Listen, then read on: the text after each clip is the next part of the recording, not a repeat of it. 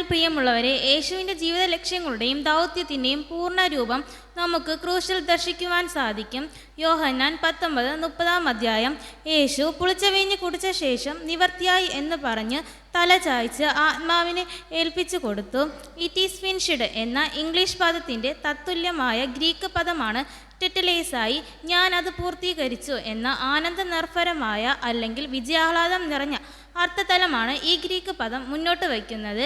ഈ വാക്കിനെ ക്രൂശിൻ്റെ കേന്ദ്ര സത്യമായി നമുക്ക് മനസ്സിലാക്കാൻ സാധിക്കും. തിരുവെഴുത്തുകളുടെ പൂർത്തീകരണമാണ് നിവർത്തിയായി എന്നതുകൊണ്ട് യേശുക്രിസ്തു പറയുന്നത്. യേശുവിൻ്റെ ജനനം മുതൽ ഇപ്പോൾ ക്രൂശ് മരണം വരെയും എല്ലാ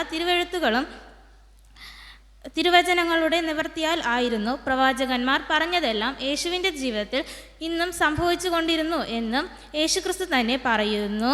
ദൈവജനമേ, തൻ്റെ പരസ്യ ശുശ്രൂഷ ആരംഭിക്കുമ്പോൾ യേശു അഭിമുഖീകരിച്ചത് 2 വഴികളായിരുന്നു.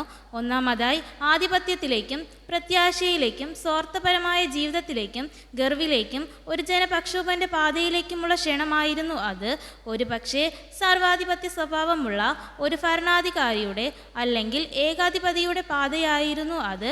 എന്നാൽ രണ്ടാമത്തേതോ ത്യാഗത്തിൻ്റെയും ശുശ്രൂഷയുടെയും തൻ്റെ പിതാവിൻ്റെ ഹിതം പൂർത്തീകരിക്കുന്നതിൻ്റെയും ദൈവരാജ്യ സംസ്ഥാപനത്തിൻ്റെയും ഒരു പാതയായിരുന്നു. എന്നാൽ യേശു രണ്ടാമത്തേത് തിരഞ്ഞെടുക്കുകയും അത് അവനെ ക്രൂശിലേക്ക് നയിക്കുകയും ചെയ്തതായി നമുക്ക് കാണാനാകും.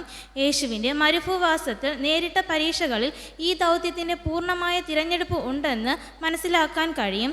ഈ ലോകത്ത് താൻ ഏറ്റെടുത്ത ദൗത്യത്തെ പൂർത്തീകരിച്ച യേശുവിൻ്റെ വിജയപ്രസ്താവനത്തെയാണ് സകലവും നിവർത്തിയായി എന്ന വാക്യത്തിൽ നാം കാണുന്നത്.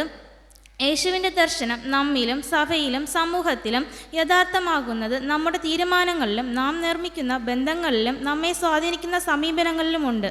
ആമേൻ.